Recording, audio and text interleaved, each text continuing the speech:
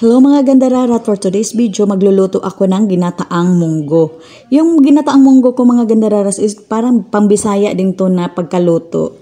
At may yung munggo mga gandararat tapos na to malambot na kaya tinatapon ko talaga yung sabaw para masarap yung pagkain natin na ayoko yung may maamoy na parang sa sa Bisaya lang to. At syempre mga gandararat, hinanda ko na yung sahog ko, yung kalabasa at saka malunggay. Syempre kailangan din natin ng bawang, luya at saka sibuyas. At syempre mga gandararat, hindi talaga pahuli yung gata natin. Syempre ginataang munggo. Kaya yung isa mga gandararat, yung unang puro na talaga puro na gata. Yung isa, may halong tubig na yan mga gandararat. At syempre mga gandararat, hindi din natin kalimutan yung tanglad. Tingnan niyo mga gandararat kung saan namin tinanim. O ayan. O diba? Ang daming tanglad namin mga gandararat. Hinahanap pa. Diyos ko Lord. Para kung sa tao pa to mga gandararat, yung buhok na panot na yan mga gandararat. Kunti na lang. At least, meron talaga. O, kailangang linisan pa talaga. At syempre mga gandararat, kunti lang talaga yung pinakuha ko. Kasi pag dinamihan, syempre maubos na yung tanim namin mga gandararat. Kasi kunti lang naman yan. Ayan, ilang piraso lang na dahon mga gandararat. Tama na yun.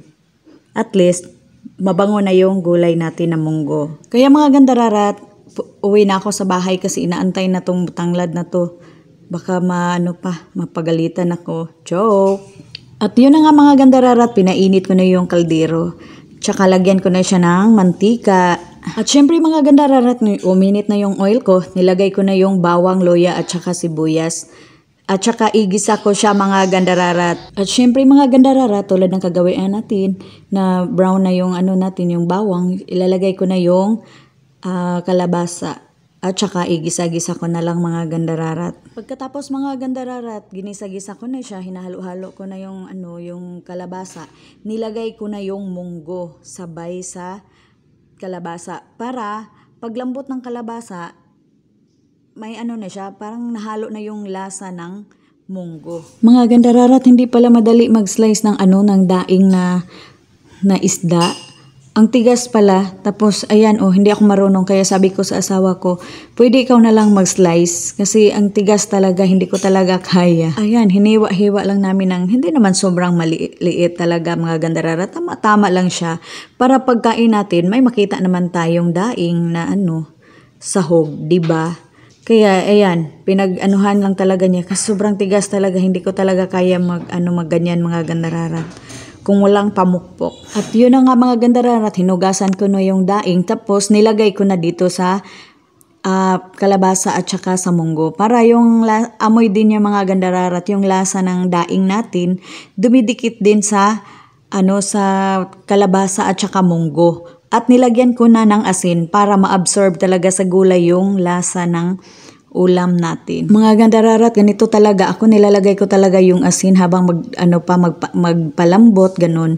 Tapos mga gandararat, nilalagay ko na yung unang gata, yung may halong tubig, para yun na ang magpalambot sa kalabasa. At syempre mga gandararat, tiningnan ko siya kung malambot na ba yung kalabasa natin. Tapos nilagay ko na yung tanglad. Para hindi naman siya sobrang malambot. Tapos tiningnan ko na siya kung okay na ba siya, malambot na ba o hindi pa. Kasi ilalagay ko na yung malunggay pag malambot na siya. At yun na nga mga gandararat, malambot na siya kaya ilagay ko na yung malunggay.